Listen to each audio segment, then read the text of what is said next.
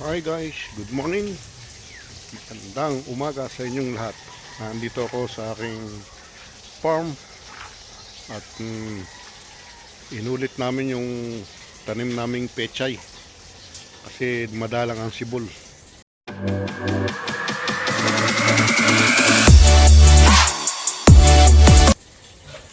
Ito, nagpagawa ako doon ng isa pang deposito ng tae ng baboy. Ito yung isang parte ng tanim ng pechay. Ito, inulit namin. Kasi ang dalang ng sibol. Ngayon sumisibol na uli siya. Titingnan namin, nag-experiment kami rito. Aming nilagyanan tae ng baboy at saka hipot ng manok. Try namin kung maganda to. Yan ang isang parte ng aming tinamnan. Andun yung aking bayaw, nagtatrabaho. Puro pechay ang tanim dito.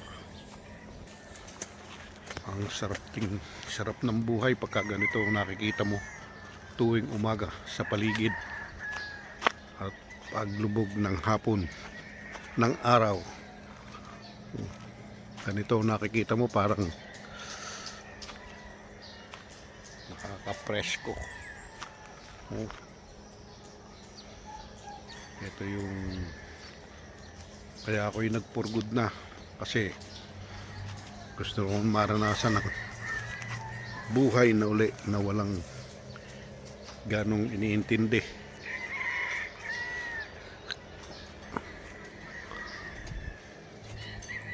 Tingnan mo, ang ganda ng paligid.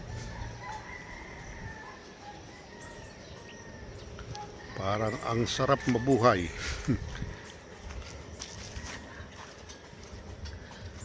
Kaya lang tuwing umaga kailangan gumising at magpakain ng baboy. Pero nakaka-relax naman ang paligid. Ito, pag medyo pagod, tambay dito sa kubo. Meron din akong alagang manok na native. Ayan o, ito yung inahin eh. May lahing para malaki. Ito yung inahin. Pag gusto kong kumuha ng mangga, dito lang ang mangga. Ang daming bunga. Ayan o, kayang abutin na lang. Ito yung paligid namin.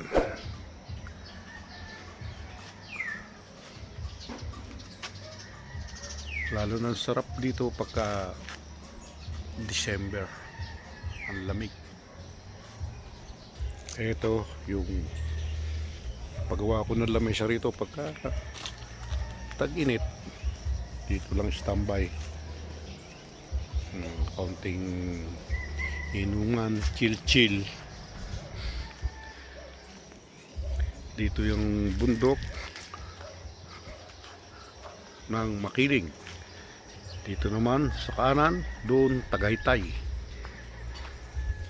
Marami rin kami tanim dito, sari-sari, rambutan, atis, guabano, madami. Pero karamihan ng aking bako dito malunggay. Ito naman yung balagan ng aking pamangkin. Sigarilyas ang tanim niyan. Guys, karugtong ito ng vlog ko. Nandito ako sa likod ng bahay. May pinagagawa kaming aming tatamnan ng mga halaman. Kaya para lang mailagay namin yung mga halaman namin. Kaya nagpagawa kami landscape.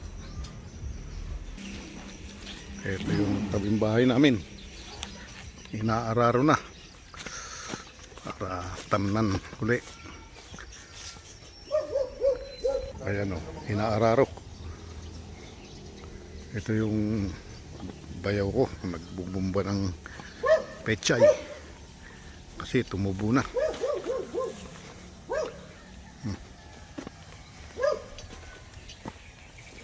Ganda ng panahon. Oh.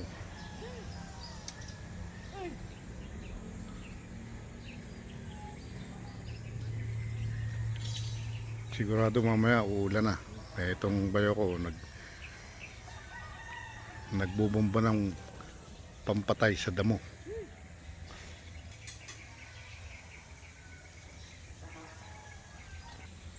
Kita mo yung aming mangga.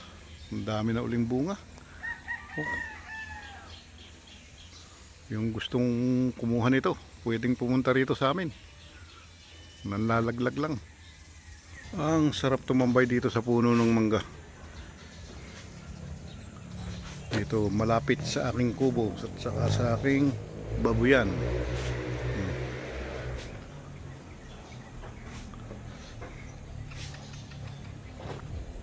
Ito nga pala yung aking pinahukay na septic tank.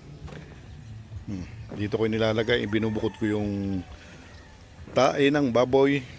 Tapos dito yung tubig para huwag kagad mapuno.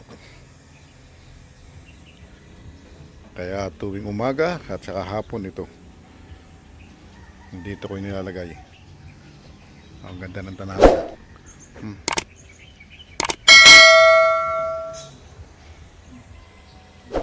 Nag-additional pala ako rito ng gripo para hindi na ako papasok sa loob pag maghuhugas ako ng mga ginamit ko pagpapakain sa baboy.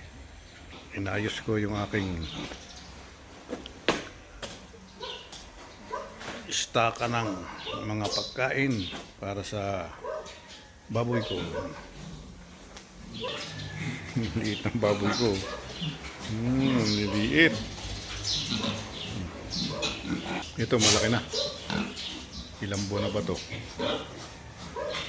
Ito kukuha ko lang. Ito yung aking compressor panlinis ng